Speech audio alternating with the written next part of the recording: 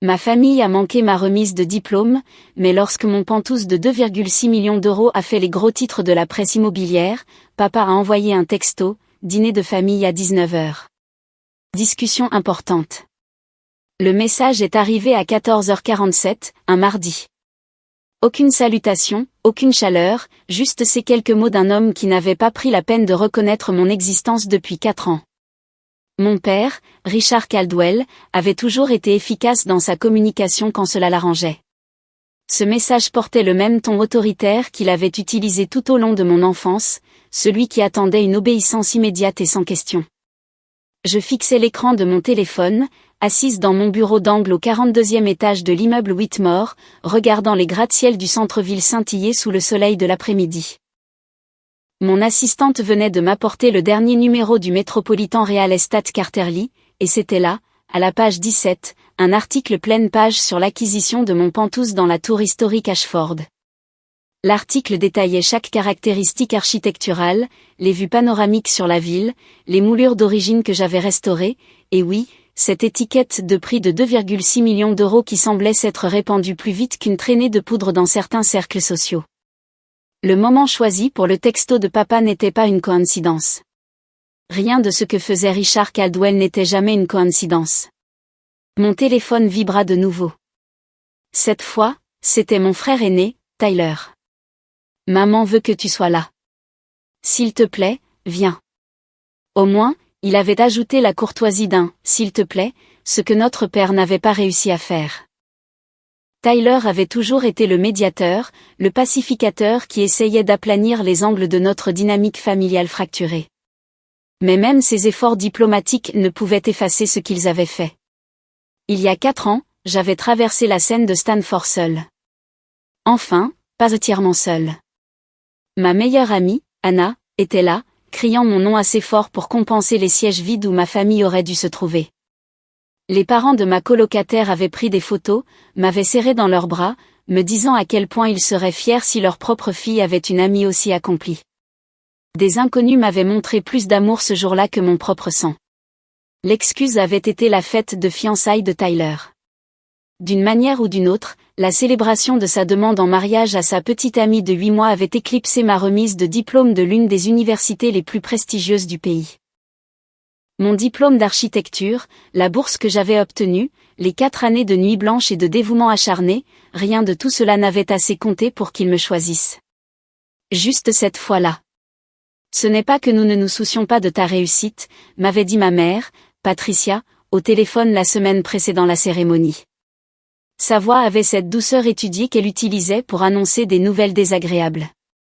Les fiançailles de Tyler sont une étape importante pour la famille. Tout le monde sera là. Tu comprends sûrement à quel point c'est important. J'avais parfaitement compris. Mes réussites passeraient toujours au second plan derrière les grands moments de Tyler. Pour sa remise de diplôme universitaire à lui, non seulement notre famille immédiate était présente, mais aussi des cousins, des tantes, des oncles, et même des amis de la famille que je n'avais pas vus depuis des années. Ils avaient ensuite loué un salon privé dans un restaurant chic. Il y avait eu des discours, des toasts et un montage vidéo qui avait fait pleurer tout le monde. Pour ma remise de diplôme du lycée, ils étaient venus mais étaient partis juste après la cérémonie pour un dîner d'affaires. Papa ne pouvait pas le reporter. Pas de fête, pas de repas spécial, juste une carte avec un chèque et des « félicitations » griffonnées de l'écriture soignée de ma mère. Le schéma avait été clair toute ma vie, mais le jour de ma remise de diplôme avait cristallisé quelque chose en moi. Debout dans cette marée de famille en fête, regardant les parents étreindre leurs enfants avec une fierté et une joie sincère, je m'étais fait une promesse. Je construirais quelque chose de si extraordinaire que mes réussites ne pourraient plus être ignorées ou diminuées. Et je le ferais entièrement sans eux. Les 2 premières années après l'université avaient été brutales. J'avais accepté un poste chez Shen & Associates, un cabinet d'architecture de taille moyenne où je travaillais 100 heures par semaine. Je vivais dans un studio avec vue sur un mur de briques, mangeais des ramen plus de soirs que je ne pouvais en compter, et mettais chaque once de mon énergie dans mes créations. Ma vision de l'habitat de luxe durable avait attiré l'attention de Marcus Friedman, un promoteur qui avait parié sur mes idées non conventionnelles. Le projet Riverside avait été ma percée.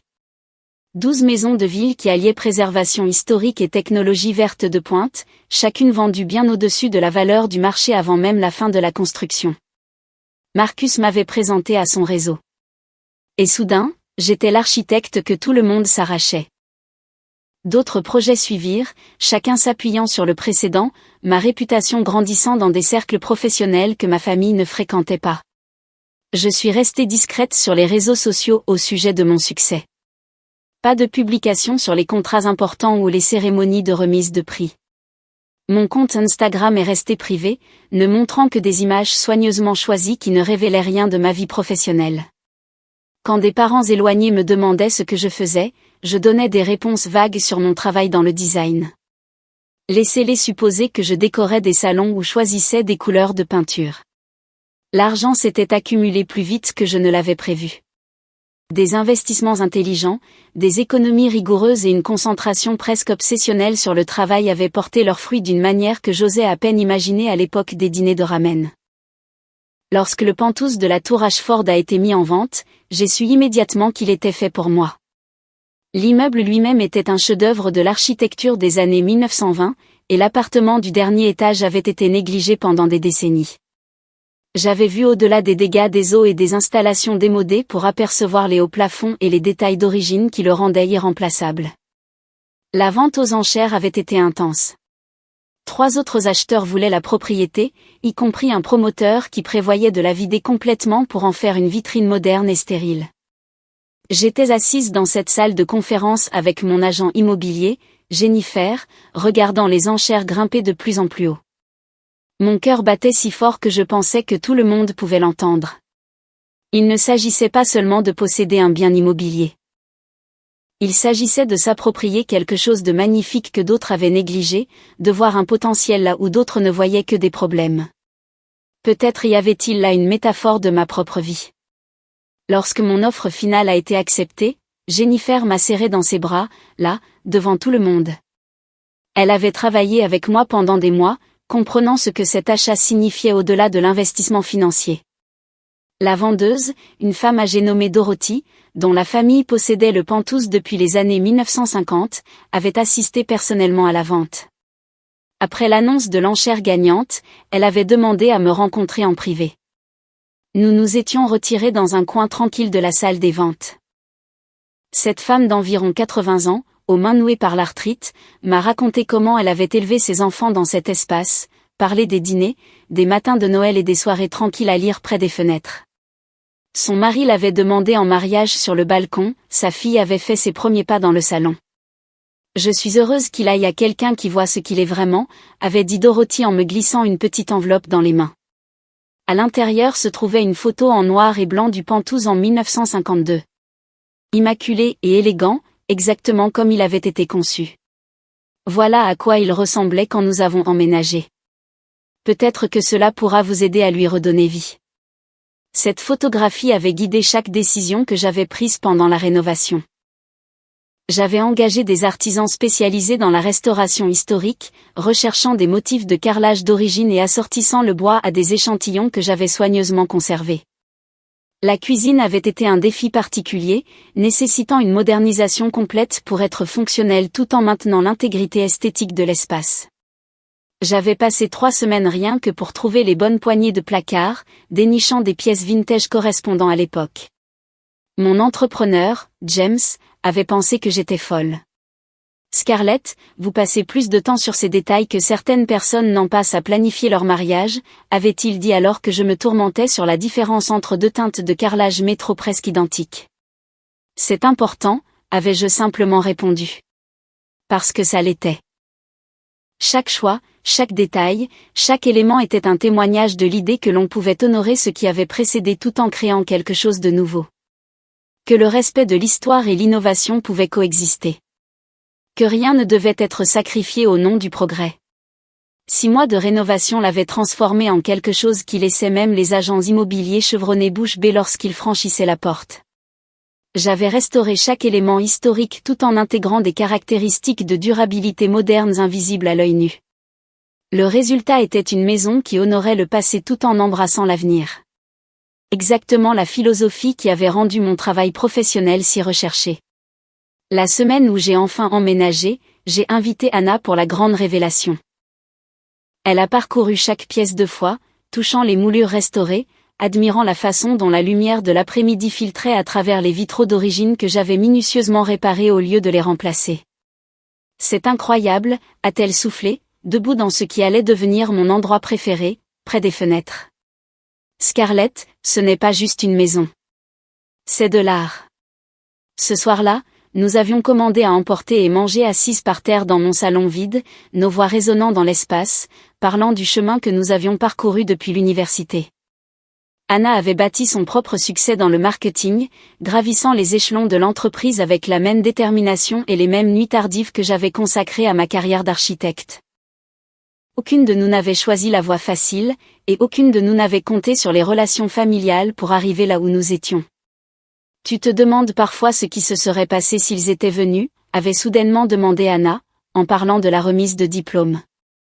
Je veux dire, est-ce que tu te serais autant dépassé si tu n'avais pas eu l'impression d'avoir quelque chose à prouver?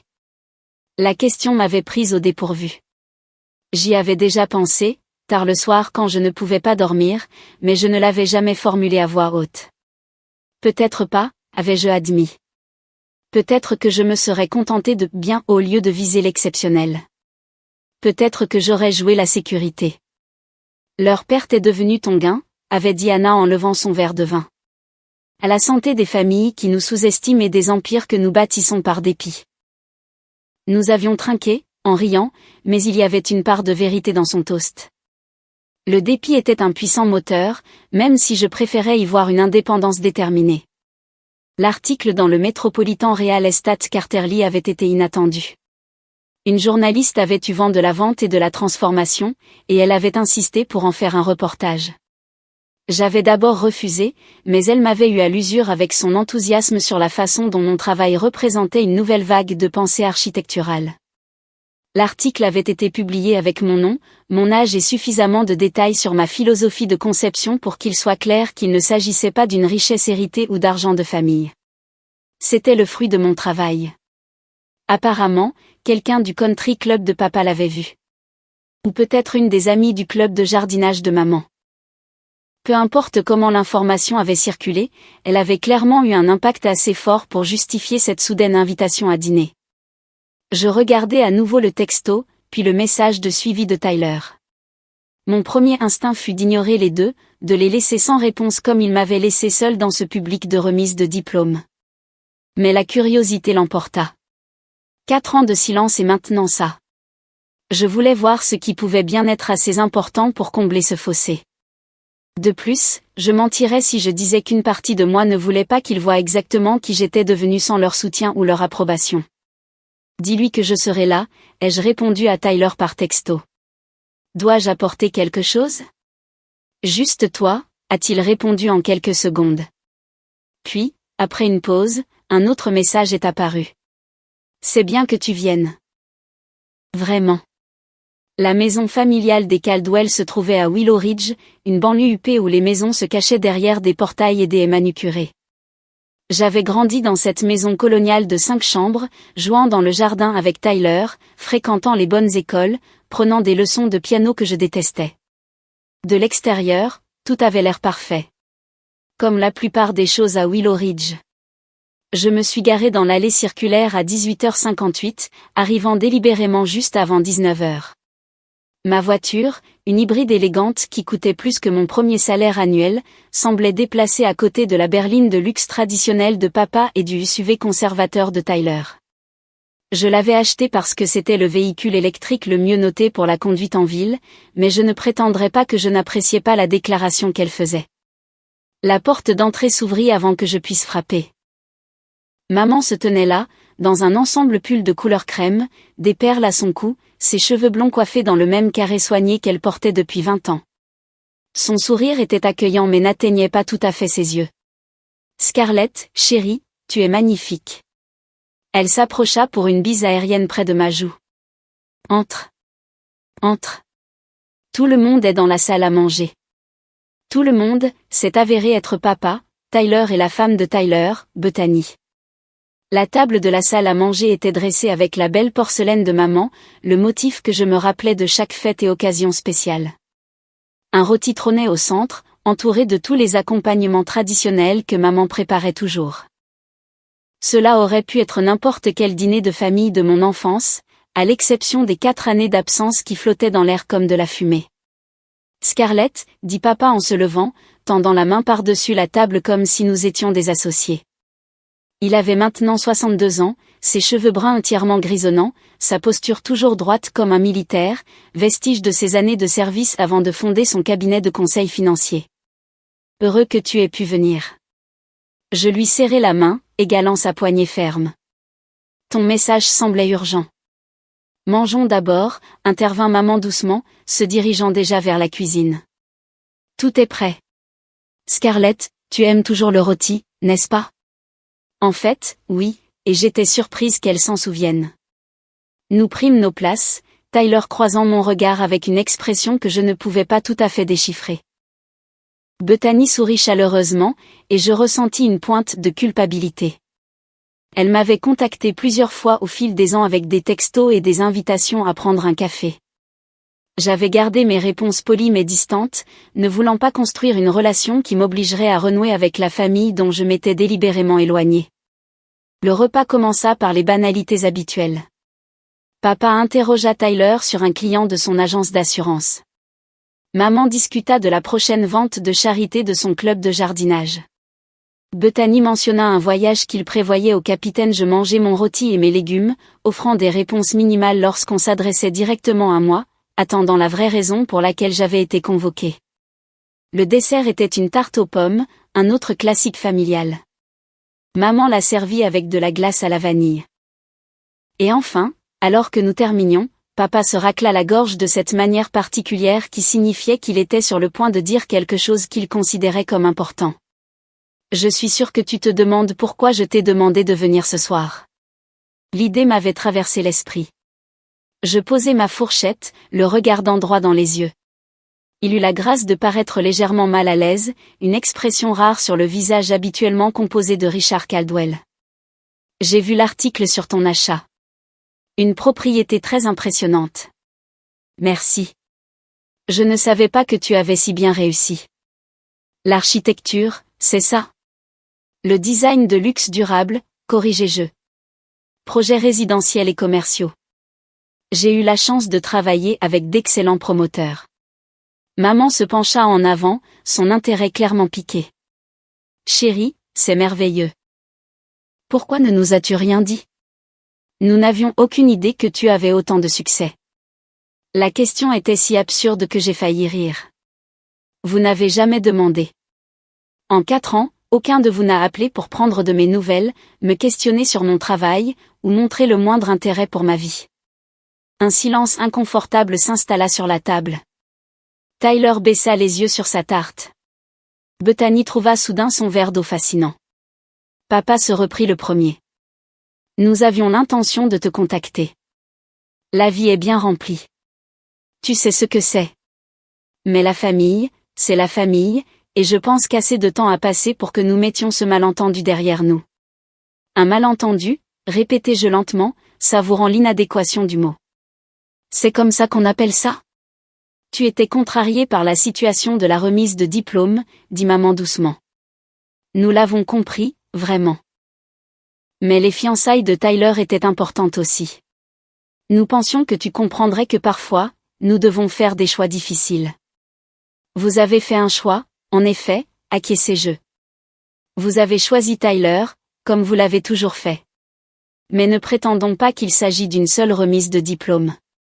Il s'agit d'un schéma qui a existé toute ma vie. Ce n'est pas juste, intervint Tyler, sa voix calme mais ferme. Maman et papa nous aiment tous les deux également. Vraiment?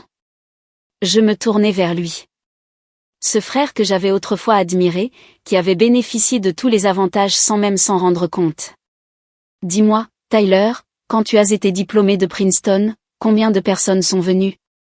Et quand j'ai été diplômé de Stanford, où était notre famille? Il ne répondit pas. Il ne le pouvait pas, voici ce que je pense qu'il se passe vraiment, continuai-je, en regardant à nouveau mes parents. Vous avez vu cet article et vous avez réalisé que j'ai bâti quelque chose par moi-même, sans votre aide ni votre approbation. Peut-être que vous vous inquiétez de ce que les gens disent au country club.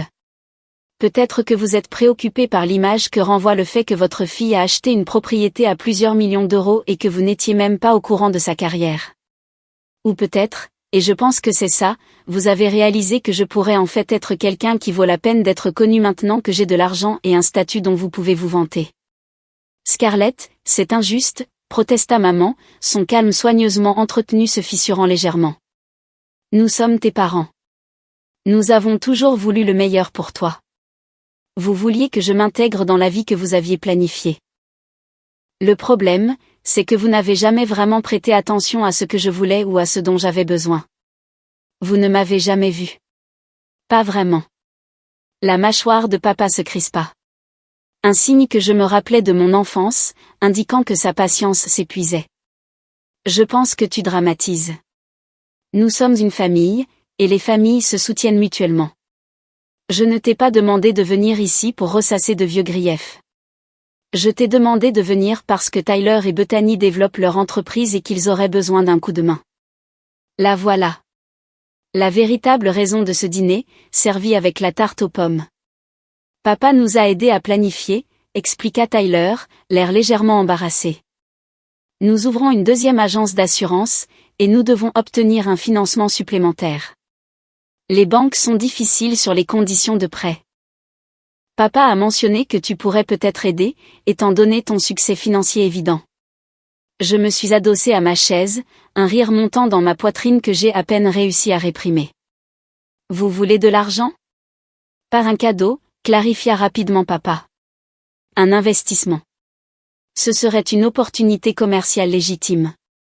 Le secteur de l'assurance est solide et Tyler a bâti une excellente clientèle. Avec le bon capital, le deuxième emplacement pourrait être très rentable. Combien? Tyler nomma une somme substantielle, mais pas impossible. Je pouvais faire ce chèque sans impacter significativement mes finances. Mais ce n'était pas la question.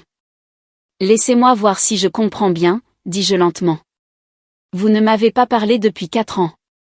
Vous avez manqué ma remise de diplôme, jamais posé de questions sur mon travail, montré aucun intérêt pour ma vie. Maintenant, vous découvrez que j'ai de l'argent et soudain, je vaux la peine d'être invité à dîner pour que vous puissiez me demander d'investir dans l'expansion de l'entreprise de Tyler. Ce n'est pas comme ça, commença Tyler, mais je levai une main. Est-ce que l'un de vous a seulement lu l'article?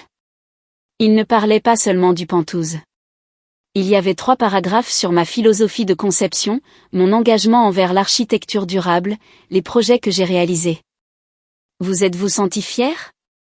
Avez-vous pensé à appeler pour me féliciter? Ou avez-vous simplement vu des signes d'euros et une opportunité? Les yeux de maman brillèrent de larmes, mais je ne pouvais dire si elles étaient sincères ou jouées.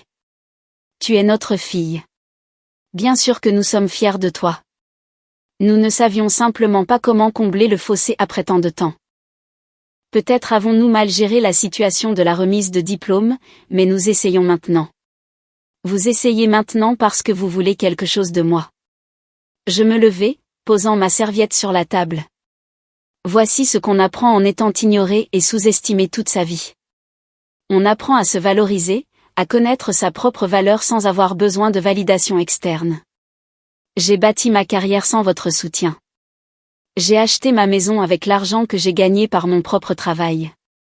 Et j'ai fait tout cela pendant que vous ne preniez même pas la peine d'envoyer un texto ou de passer un appel. Scarlett, s'il te plaît, assieds-toi, dit papa, son ton devenant plus sec. Discutons de cela rationnellement. Je suis rationnel. La rationalité serait de dire non à cet investissement et de partir. Mais je vais faire quelque chose de différent. Je sortis mon téléphone, ouvrant mon application bancaire. Tyler, quel est le numéro de compte de l'entreprise? Il parut confus, jetant un coup d'œil entre moi et papa. Pourquoi? Donne-le-moi, c'est tout. Il énuméra les chiffres, et je les saisis dans mon téléphone, appuyant sur plusieurs boutons avant de montrer l'écran. Voilà, je viens de virer la totalité du montant dont vous avez besoin. La table explosa. La bouche de Tyler s'ouvrit en grand. Bethany haleta. Maman porta la main à sa poitrine. Les yeux de papa se plissèrent, suspicieux. Avant que l'un de vous ne dise quoi que ce soit, continuai-je, laissez-moi être clair sur les conditions. Ce n'est pas un investissement. C'est un cadeau. Je ne veux pas de part dans ton entreprise, Tyler. Je ne veux pas être remboursé. Je ne veux rien de vous. Je ne comprends pas, réussit à dire Tyler. Je te donne cet argent parce que, malgré tout, tu es mon frère et j'espère que ton entreprise réussira. Mais plus important encore, je te le donne pour ne jamais avoir à me demander « et si ?» Pour ne jamais me demander si j'ai été mesquine, ou si j'ai laissé mes blessures m'empêcher d'aider ma famille. Je les regardais chacun leur tour.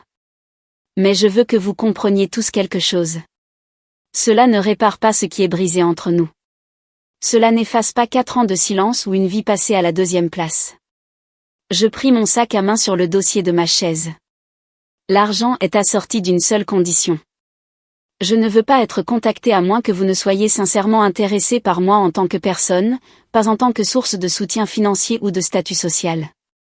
Pas d'appel pour des investissements, pas de texto quand vous avez besoin de quelque chose.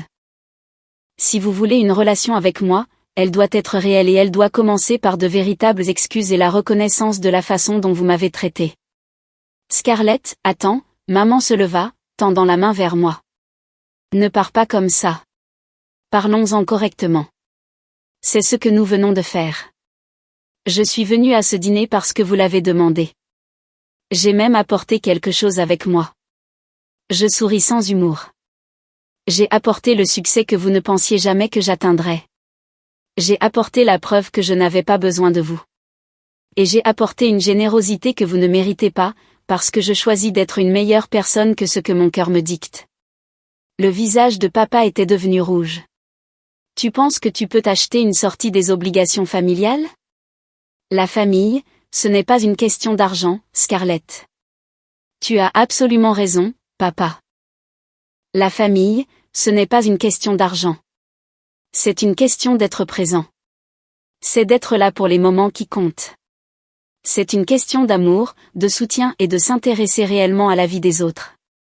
Je me dirigeai vers la porte.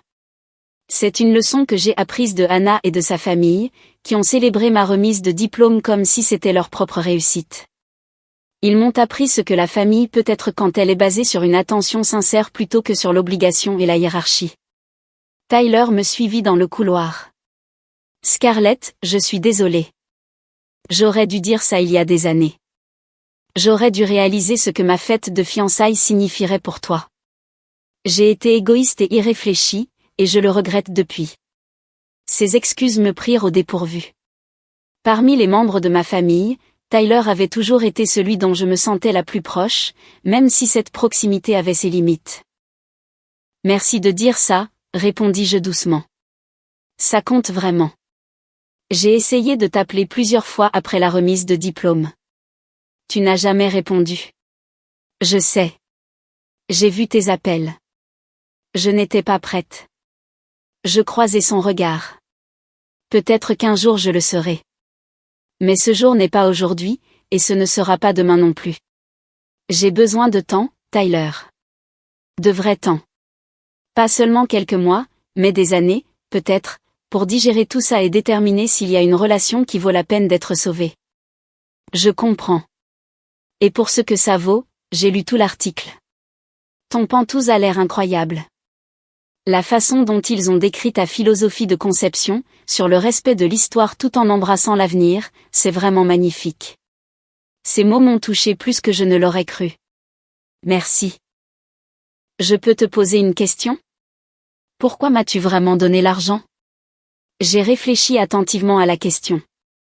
Parce que je ne suis pas comme eux. Parce que briser le cycle commence par le choix d'être différent, même quand c'est difficile. Et parce que peut-être qu'une partie de moi espère qu'un jour, nous pourrons être de vrais frères et sœurs, au lieu de simples personnes qui partagent un ADN et une enfance compliquée. Il hocha lentement la tête. J'aimerais ça aussi. Quand tu seras prête, si jamais tu le es, je serai là. J'ai quitté la maison des Caldwell et suis retourné à Montpentouse, les lumières de la ville se brouillant légèrement à travers des larmes inattendues. La soirée avait été à la fois épuisante et cathartique. J'y étais allée en m'attendant à me sentir triomphante de leur montrer ma réussite, de prouver que je n'avais pas besoin d'eux. Au lieu de cela, je me sentais vide, triste et étrangement libre, tout à la fois. Mon téléphone a commencé à sonner avant même que je sois de retour en ville. Maman a appelé 3 fois.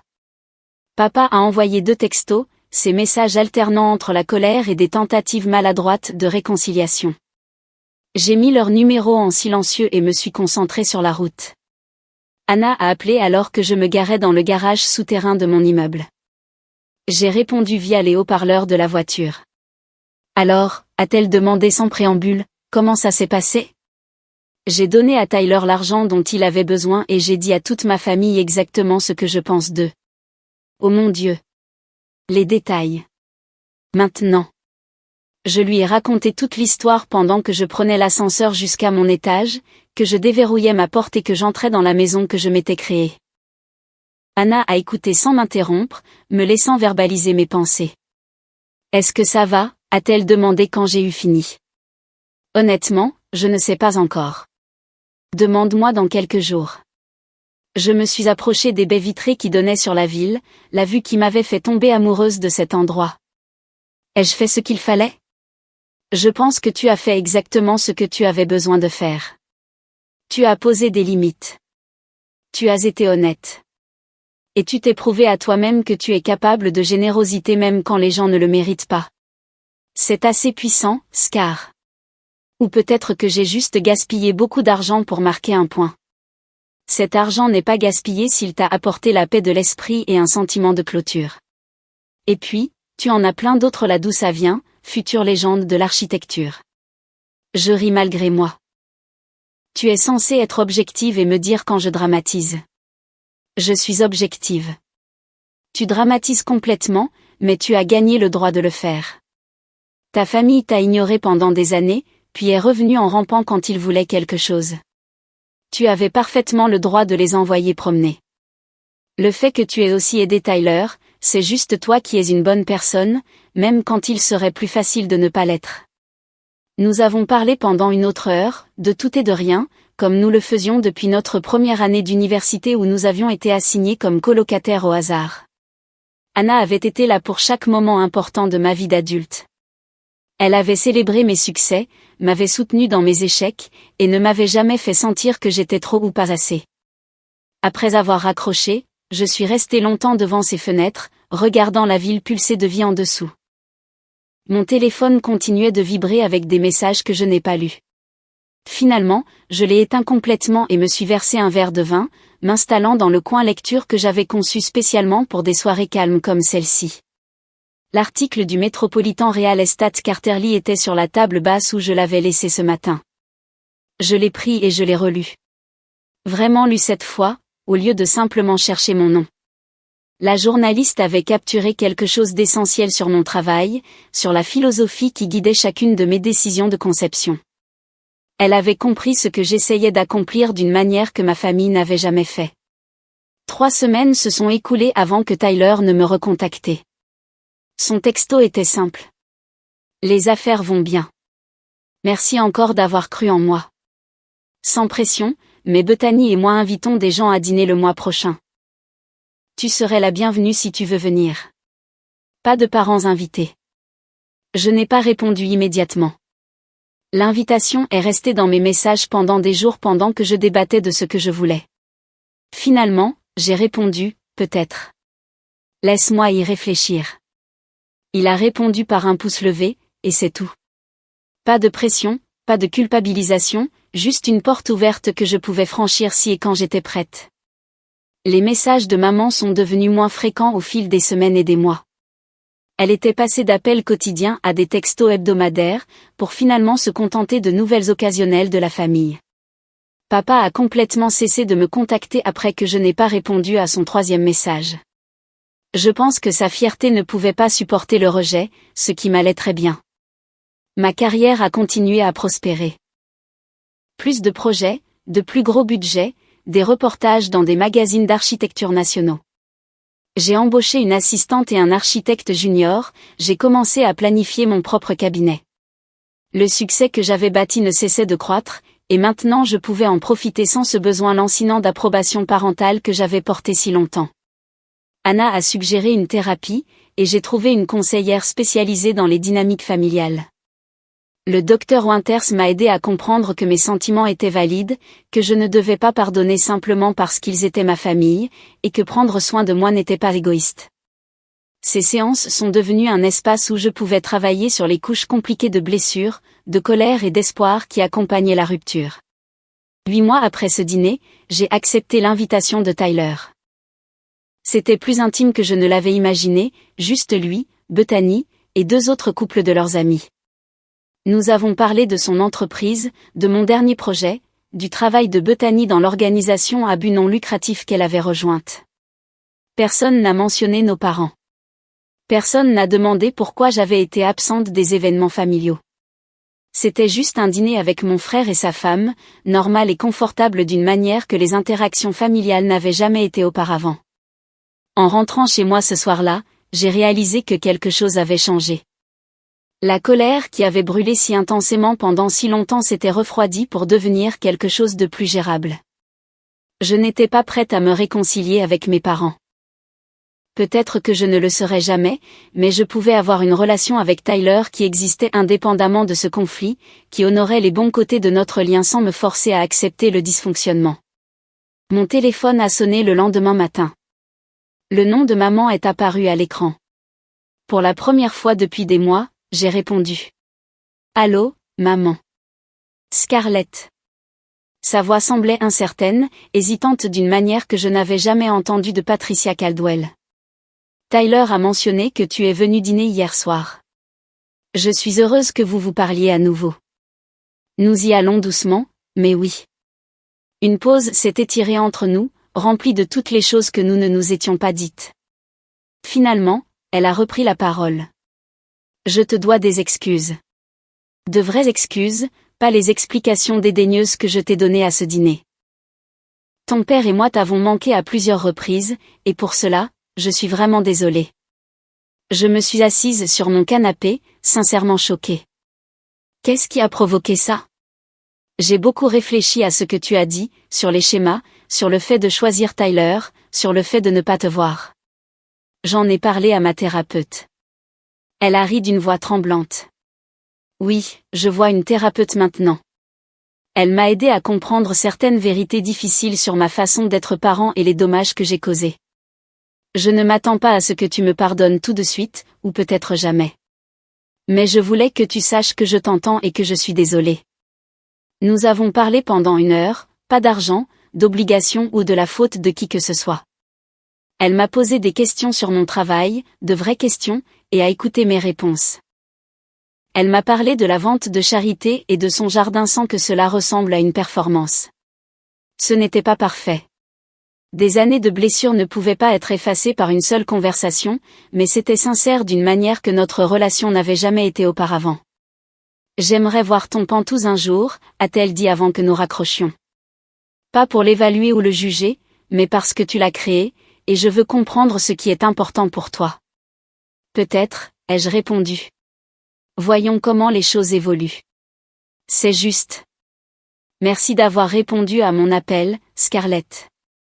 Cela signifie plus que tu ne l'imagines. Mon père ne s'est jamais excusé. Au fil des mois qui se sont transformés en 1 année, il est resté la même figure distante qu'il avait toujours été, mais maintenant sans le prétexte d'une implication parentale. J'ai fait la paix avec ça aussi.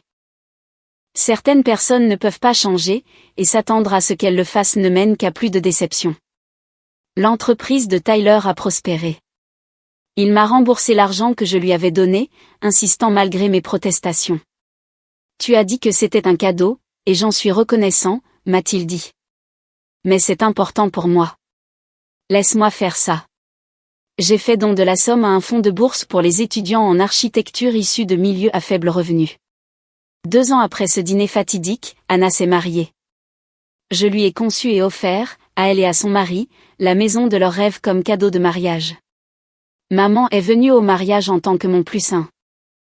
Nous construisions quelque chose de nouveau, prudemment, une relation basée sur qui nous étions maintenant plutôt que sur qui nous avions été forcés d'être dans le passé. Mon Penthouse a pris de la valeur à mesure que le quartier continuait de se développer. Je recevais régulièrement des offres d'acheteurs qui avaient entendu parler de la propriété. Je les ai toutes refusées. Cet espace n'était pas seulement un investissement ou un symbole de statut. C'était la preuve de ce que j'avais accompli selon mes propres termes, une manifestation physique de la vie que j'avais bâtie sans attendre de permission ou d'approbation. Debout devant ces fenêtres les soirs tranquilles, regardant les lumières de la ville, je pensais parfois à ce jour de remise de diplôme, 4 ans plus tôt. La blessure était toujours là, mais elle s'était transformée en autre chose, un carburant, une motivation, un rappel que j'étais capable de plus que ce que quiconque avait cru, y compris parfois moi-même. L'absence de ma famille m'avait appris à valoriser les gens qui étaient présents. Leur négligence m'avait poussé à construire quelque chose d'extraordinaire. Leur rejet m'avait libéré du travail épuisant d'essayer de mériter un amour qui aurait dû être donné librement. Je m'étais présenté à ce dîner avec un succès qu'ils ne pouvaient ignorer, un argent auquel ils voulaient accéder, et une vie à la création de laquelle ils n'avaient joué aucun rôle. Mais ce que j'avais vraiment apporté, c'était la chose la plus précieuse que j'avais apprise durant ces 4 années de silence, je n'avais pas besoin qu'ils voient ma valeur pour qu'elle soit réelle. J'avais toujours été assez. Exactement comme j'étais. Il avait juste fallu les perdre pour enfin y croire. Le texto de papa était toujours dans mon téléphone, conservé comme un artefact. Dîner de famille à 19h. Discussion importante. Aucune excuse, aucune chaleur, juste de l'attente et un sentiment de dû. Il représentait tout ce sur quoi notre relation avait été construite, et tout ce dont je m'étais éloignée. Je ne l'ai jamais effacé. Parfois, il faut se souvenir d'où l'on vient pour apprécier le chemin parcouru. Et j'avais parcouru un si long chemin, construit tant de choses, était devenu quelqu'un dont j'étais sincèrement fière. Non pas malgré l'absence de ma famille, mais peut-être grâce à elle. Ils m'avaient offert le cadeau de leur indifférence, et je l'avais transformé en indépendance, en force et en une vie entièrement mienne. C'était ça, la vraie revanche. Pas la vengeance, pas leur prouver qu'ils avaient tort, mais devenir quelqu'un qui n'avait pas besoin de leur validation pour savoir que j'avais réussi. En fin de compte, la meilleure réponse quand on est sous-estimé est simplement de s'épanouir de manière spectaculaire et indéniable dans l'espace que leur doute a créé. Et c'est exactement ce que j'ai fait.